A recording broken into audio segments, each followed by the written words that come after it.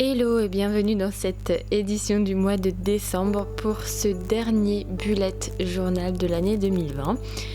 On a hâte qu'elle se termine, hein, c'est sûr, on a hâte de passer en 2021, de voir un petit peu ce que ça nous réserve. Pour cette dernière édition, et d'ailleurs je suis très fière d'avoir tenu toute l'année et d'avoir fait tous les mois sans exception, que ce soit ici ou sur Instagram. J'espère que ça vous a plu et j'ai hâte de commencer une nouvelle année aussi de bullet journal. Pour cette édition, j'ai pas voulu faire un truc trop Noël. J'ai voulu retranscrire le mood, l'ambiance de Noël, mais pas forcément partir sur un thème avec des boules et des chaussettes et des pulls et des cadeaux. Je pense qu'il y a assez d'exemples de ce type là sur internet déjà. Donc pour cette front page, je suis partie sur une scène d'un salon, un petit peu, vous savez, cet endroit parfait où vous avez envie de vous trouver pendant le mois de décembre ou le soir de Noël. Un salon tout cosy, avec un bon bouquin, un fauteuil bien confortable, un petit chat, parce que j'en ai accueilli un dans ma vie très récemment, et une grande fenêtre qui donnerait sur un magnifique paysage enneigé. Voilà. Alors évidemment, je pense que pour le paysage enneigé ici, on peut se brosser. Mais c'est beau de rêver, on a le droit de rêver, le bullet journal c'est aussi fait pour ça. Du coup j'ai dessiné tous mes petits éléments au crayon avant, je les ai outlinés à la pointe 0.3 et je passe très très vite à la couleur parce que finalement il y a beaucoup de choses qui sont faites à la couleur plutôt qu'avec l'outlinage. Là c'était pas forcément nécessaire de tout outliner tout de suite. Pour mon petit chat, alors c'est mon premier chat, que je décide. Il n'est pas parfait, j'en suis consciente, mais je le trouve mignon. Je vous mettrai ce que j'ai utilisé comme modèle dans la barre d'infos. Je commence par l'outliner à la pointe 0.3 et je fais les détails du visage à la pointe 0.1. Je fais un petit livre aussi sur le tapis, parce que pour moi le mois de décembre c'est un mois qui est vraiment dédié à la lecture. D'ailleurs restez connectés parce qu'il y a quelques vidéos lecture qui vont arriver dans pas très longtemps sur la chaîne. Ensuite je mets en couleur mon tapis. Alors vraiment je suis partie sur une palette de couleurs déjà avec laquelle je suis familière, avec des couleurs que j'aime. Ça n'a pas vraiment d'importance à partir du moment où c'est des couleurs que vous trouvez jolies et qui retranscrivent un petit peu ce côté chaleureux, cosy, feutré. C'était ça surtout que j'avais envie de mettre en avant.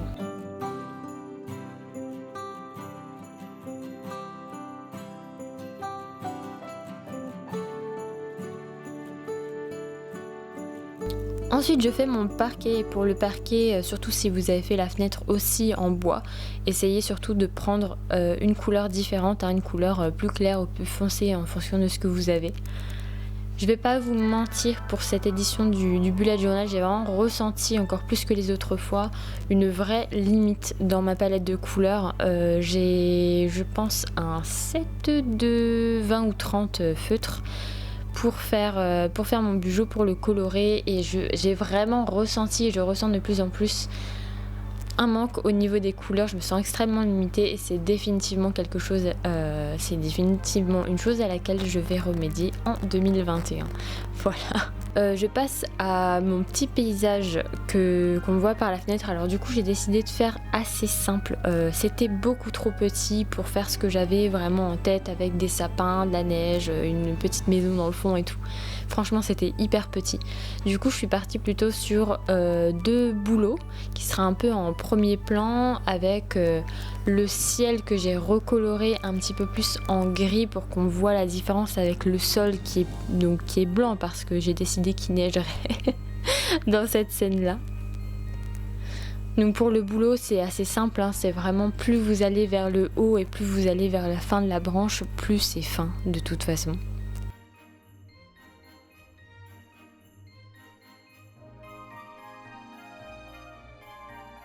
Et ensuite je viens faire des petits pois gris pas trop foncés pour essayer de traduire qu'il neige. Ensuite, j'ai décidé de colorier mon mur en bleu, un bleu assez foncé parce que vraiment j'avais envie de garder cette atmosphère assez chaleureuse et feutrée. Donc j'ai vraiment décidé de partir sur des coloris assez foncés.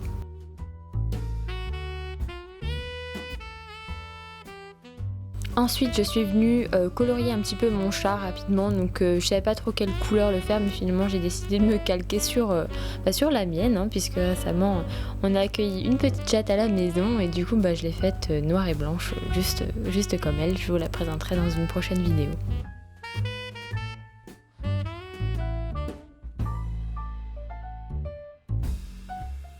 Et ensuite j'utilise un bout de craft qui me restait de l'édition de novembre pour inscrire mon mois tout en haut. Je fignole par-ci par-là quelques petits détails, j'ajoute des rainures d'un marron différent dans le bois de ma fenêtre, ça lui ajoute de la texture. Je viens rajouter des rayures sur mon tapis parce que je le trouvais un petit peu trop simple, donc en fait j'ai juste repris exactement le même vert, mais comme je repasse dessus, forcément ça fait une couleur plus foncée. Pour ma double page du mois, j'ai décidé de d'abord commencer par la page d'objectifs et favoris. Alors, c'est un petit peu...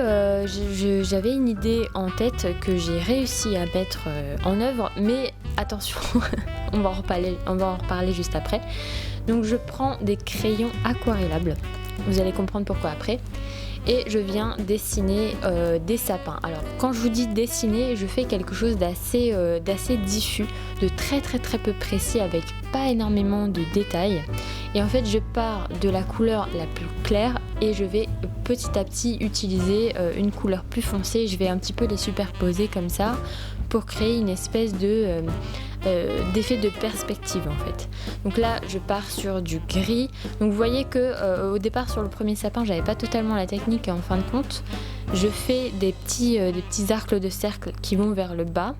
Et ensuite en dessous ces petits arcs de cercle je rajoute plein de petits ponts en fait. Et ça va vraiment donner la même texture qu'une vraie branche de pin ou de sapin. Je sais pas trop quelle est la, la race de cet arbre que j'ai dessiné, mais voilà. C'est ça la technique qu'il faut, c'est vraiment, vous faites l'arc de cercle de la branche et juste en dessous vous rajoutez plein de petits ponts, mais vraiment fouillis, mais rien de précis. C'est hyper important en fait que ce soit assez fouillis parce que plus ce sera fouillis, plus ça fera réaliste hein, tout simplement. Donc une fois que j'en ai terminé avec mon gris, je passe à du bleu. Alors ça, c'était la mauvaise idée. De ce bullet journal. Alors typiquement si vous avez un bleu qui arrive à être très foncé, ce sera parfait. Mais voilà, là le bleu de cette couleur, là vous oubliez, ça fait vraiment tache. Ensuite je passe à un vert. Donc là mon vert il était censé être foncé et franchement il n'est pas super foncé, c'est pas ouf. Mais ce sera très bien parce que du coup je suis revenue après avec un plus foncé. Donc là je fais pareil, des arbres de différentes tailles, disposés différemment, etc. pour vraiment créer cet effet forêt quoi tout simplement. Hein.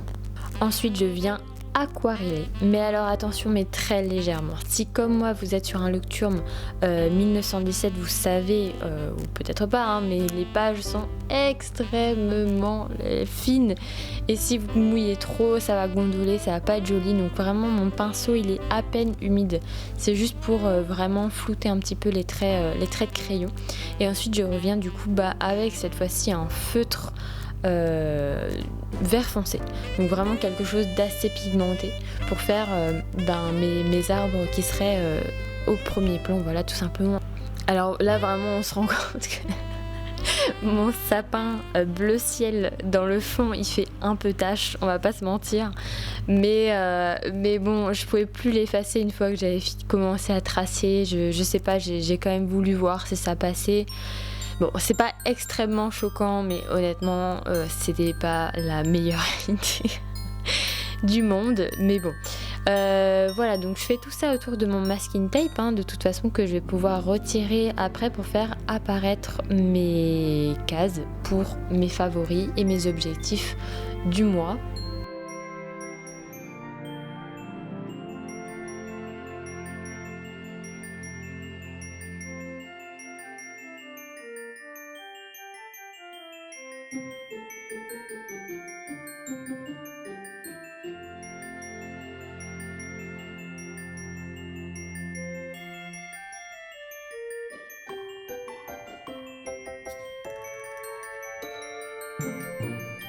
Et ensuite avec un stylo blanc, je viens rajouter des petits pois blancs, tout simplement pour faire un petit peu comme si il neigeait. Donc surtout sur les parties les plus foncées, hein, parce que de toute façon sur le gris, ça se voit pas énormément. Et ensuite je viens inscrire objectif et favori dans une police manuscrite complètement classique. Pour mon calendrier, en général je fais toujours quelque chose d'assez light, mais là je sais pas pourquoi j'avais envie de faire quelque chose d'un petit peu différent. Et du coup, je suis partie sur un motif kilt, un motif à carreaux, un motif vraiment type le plaid de Noël qu'on ressort tous les ans, ou peut-être que chez vous c'est un pyjama, ou peut-être que c'est une parure de lit, je sais pas, mais vraiment pour moi cet imprimé, c'est l'imprimé de Noël. Voilà, c'est vraiment le truc qui me fait penser à Noël et que j'ai envie de porter à Noël. Donc c'est très très simple, vous faites un fond en rouge. Pas le rouge le plus foncé, le rouge, voilà, c'est un rouge qui est un peu plus orangé. Ensuite, je viens tracer un quadrillage en vert foncé, donc en l'occurrence, c'est pas mon vert le plus foncé, mais comme il est superposé au rouge, et bien, il fait un petit peu plus foncé. Et notez bien que j'ai laissé un petit peu mon rouge sécher entre deux, hein, parce que sinon, c'est sûr que ça va être encore plus foncé parce que ça va être trop mouillé. Ensuite, je viens repasser à l'intérieur du quadrillage vert avec mon blanc. Donc là, bon, il vous faut un blanc, franchement, qui quand même tienne à peu près la route, sinon ça se verra pas assez. Moi, le mien, ça va, il a plutôt bien tenu et franchement, ça se voit et ça rajoute vraiment cette dimension.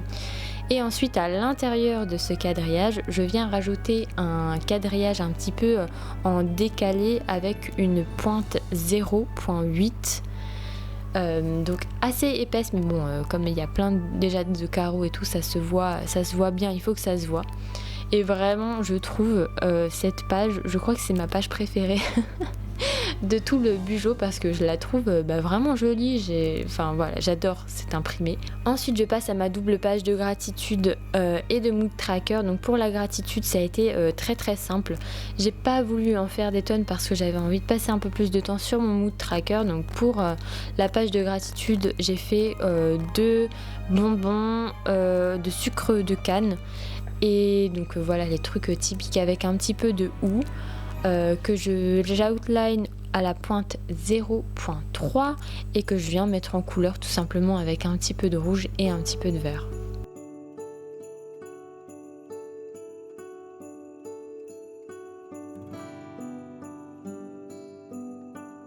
Je fais une petite bannière à l'intérieur de laquelle je viens inscrire le mot gratitude. Et au final, cette page, je ne sais pas si je vous ai déjà dit comment je m'en servais, mais en l'occurrence, je viens tous les jours inscrire une petite chose pour laquelle je suis reconnaissante, qui m'est arrivée au cours de la journée, ou que j'ai vu, ou que j'ai entendu, et voilà.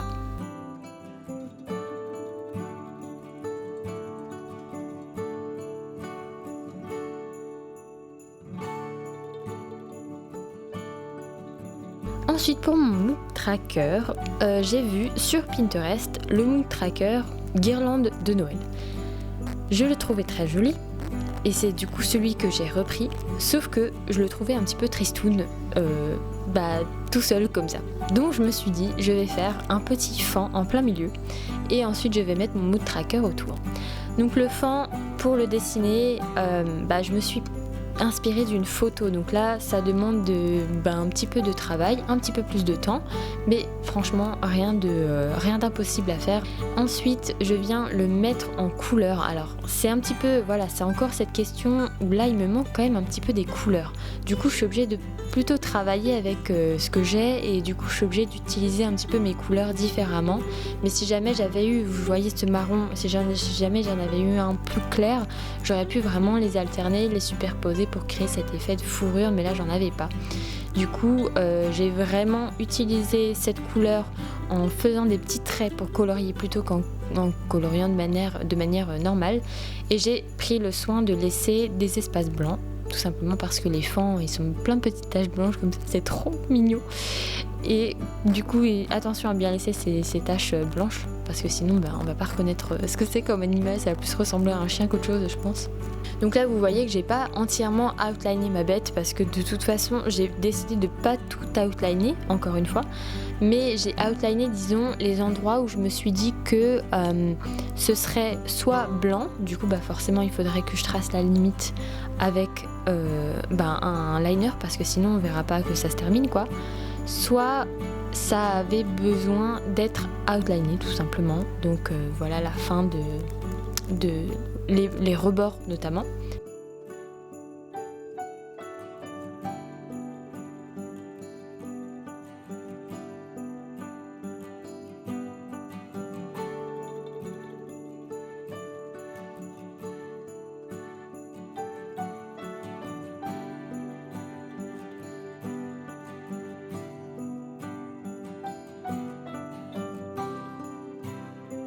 Et là aussi je vais venir faire un petit peu d'aquarelle. Donc bon, là encore une fois je n'ai pas beaucoup de marge de manœuvre à cause de mon papier qui est beaucoup trop fin. J'aquarelle un petit peu au niveau de sa tête, donc évidemment je lui laisse pas cette frange immonde. J'aquarelle un petit peu pour pouvoir vraiment avoir ce camailleux de couleur qui fait que voilà, son visage est pas entièrement de la même couleur. Vraiment c'est un truc, on le voit sur la photo, et si je l'avais colorié partout de la même couleur, ça aurait vraiment pas été terrible. Du coup j'utilise encore une fois mes crayons de couleur aquarellables, et j'ai la grande chance d'avoir des feutres. En fait les feutres avec lesquels je fais mon bugeot depuis le début sont aquarellables, donc ce sont des Staedtler, je vous les remets dans la barre d'infos, ça c'est vraiment très bien. C'est la première fois que je les aquarelle, mais au final quand on en a besoin ça sert. Ensuite avec une pointe 1 mm, je viens colorier et remplir les yeux en faisant bien attention à faire des cils. Son petit sabot, je passe à ma guirlande de lumière. C'est vraiment super simple à faire. Vous tracez le fil et ensuite vous tracez vos petites ampoules. Pour faire les ampoules, je fais un petit rectangle pour le socle, et ensuite je viens faire comme une petite forme de balle, un petit peu, une forme assez ogivale quoi. Donc c'est assez arrondi sur les bords et ça se finit en pointe.